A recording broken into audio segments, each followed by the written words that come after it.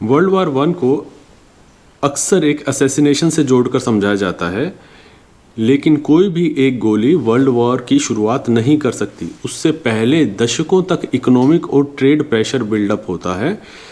आज हम उसी ट्रेड और इकोनॉमिक प्रेशर को अलग अलग हिस्सों में समझेंगे, पहले ट्रेड के जरिए, उसके बाद क्लियर हिस्टोरिकल सीक्वेंस में। पार्ट 1 होगा ट्रेड और इकोनॉमिक्स के जरिए।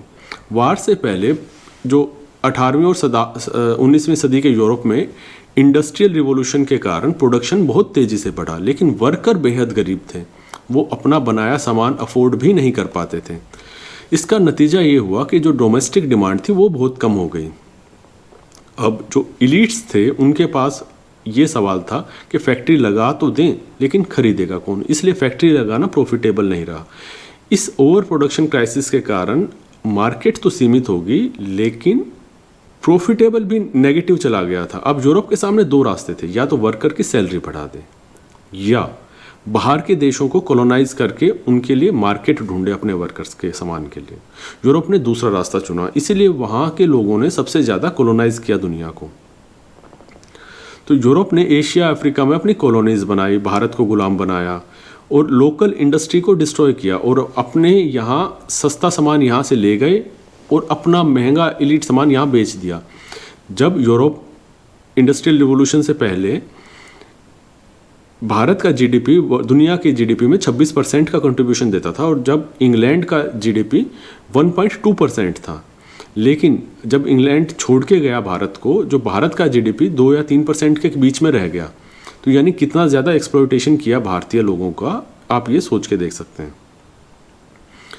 क्योंकि वहाँ के वर्कर्स को कम सैलरी मिलती थी और यहाँ उनका मार्केट का ओवर प्रोड्यूस का जो सामान था वो डंप करना था, तो वहाँ के अमीर बहुत अमीर होते चले गए और वहाँ गरीबी अभी भी है, बनी हुई है। लेकिन अब सिर्फ इंग्लैंड ही कॉलोनी बनाए ऐसा कौन होने देगा? तो यहाँ से एक रेस शुरू हुई कॉलोनी बनाने की। तो ब्रिटेन, फ्रांस, जर्मनी और नीदरलैंड सब बोले मैं भी कॉलोनी बनाऊंगा, मैं भी जाऊंगा, मैं भी बनाऊंगा। और जो जिनका इंडस्ट्रियलाइजेशन लेट हुआ था, जैसे जापान और जर्मनी, उनके पास ब्रिटेन और बाकी कंट्री जैसी बड़ी कॉलोनीज नहीं थी, लेकिन उनके अंदर एक पॉलिटिकल राइवलरी और फ्रिक्शन बनने लगा। और इस प्रक्रिया ने गोल्ड स्टैंडर्ड से जो इकोनॉमी टाई थी, जो करेंसी टाई थी, उसने भी इस सिचुएशन को और वर्स्ट बना दिया। जैसे गोल्ड के साथ करेंसी का लिंक होना ये होता है कि मैं सर्टेन अमाउंट ऑफ गोल्ड रखूंगा एक करेंसी नोट के पीछे, तो मैं ज़्यादा करेंसी नहीं छाप सकता क्योंकि मेरा गोल्ड लिमिटेड है। और अगर मेरा ट्रेड डेफिसिट है, मतलब मैं ज़्यादा इंपोर्ट कर रहा हूँ और कुछ दे नहीं रहा हूँ, तो धीरे धीरे मेरा गोल्ड बाहर जाना शुरू हो जाता है। जब मेरा गोल्ड बाहर जाना शुरू हो जाता है तो उसको बचाने के लिए मैं अपने लोगों पर ज़्यादा टैक्स लगाऊंगा। जब ज़्यादा टैक्स लगाऊंगा तो उन पर स्ट्रेस बढ़ेगा।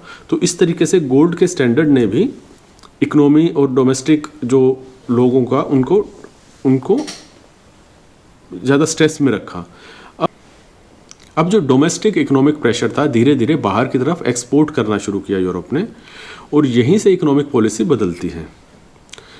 जब ट्रेड और इकोनॉमिक्स का प्रेशर पीसफुल तरीके से सोल्व नहीं होता है, तो उससे पॉलिटिक्स और वॉर के जरिए सोल्व किया जाता है। इसी प्रेशर से निकला है जो हम हिस्ट्री में पढ़ते हैं कि वर्ल्ड वार 1 शुरू कैसे हुई, बोस्नियन क्राइसिस, मोरक्को क्राइसिस, ये सारा क्राइसिस यहीं से शुरू होता है क्योंकि इकोनॉमी ठीक नहीं थी। और अब वर्ल्ड वॉर 1 में 2 अलायंसेस बनने लग गए थे, जिसमें जर्मनी, ऑस्ट्रिया हंगरी और इटली एक तरफ हो गए और फ्रांस, ब्रिटेन और रशिया दूसरी तरफ। और इन अलायंसेस ने एक ऐसी सिचुएशन पैदा कर दी कि एक चिंगारी वर्ल्ड वॉर का, यूरोपियन वॉर का पूरे यूरोप को वॉर में धकेल देता है, और साथ में वो यूरोप अपनी कॉलोनीज को भी वॉर में धकेल देते हैं। तो इस तरीके से जो इस तरीके की नेशनलिस्टिक आइडेंटिटी बनी, और इसमें 28 जून 1914 को आर्कड्यूक फ्रेंच फर्डिनेंड की असैसिनेशन की गई। लेकिन ये सिर्फ एक ट्रिगर था, कॉज नहीं था। सिस्टम इससे पहले टेंस था, इकोनॉमी स्ट्रेस्ड आउट थी, पॉलिटिकली आर्म्ड थी, और जुलाई क्राइसिस के दौरान ऑस्ट्रिया हंगरी ने अल्टीमेटम दे दिया था। रशिया ने अपना मोबिलाइजेशन शुरू कर दिया था। जर्मनी ने ऑस्ट्रिया का सपोर्ट दिया, और बेल्जियम इन्वेजन के बाद ब्रिटेन कूद गया वॉर में। तो एक क्राइसिस इस तरह से बढ़ते बढ़ते बढ़ते बढ़ते पूरे यूरोपियन वॉर में बदल गया और यूरोप ने पूरे वर्ल्ड वॉर को बना दिया। लेकिन ये असल में लड़ाई ट्रेड प्रेशर, मार्केट कंपटीशन और इकोनॉमिक एक्सपेंशन की थी। अब ये इवेंट लगभग अनअवॉइडेबल हो गए थे और वर्ल्ड वॉर वन ना सिर्फ एक पॉलिटिकल फेलियर था बल्कि एक ग्लोबल इकोनॉमिक फेलियर भी था। अगर आप वॉर्स को सिर्फ डेट से नहीं बल्कि सिस्टम के रूप में समझना चाहते हैं तो मेरे चैनल मल्टीपोलर वर्ल्ड विद अनुराग को सब्सक्राइब करें। That's all for the today guys. Hope you like, please like, share and subscribe my channel.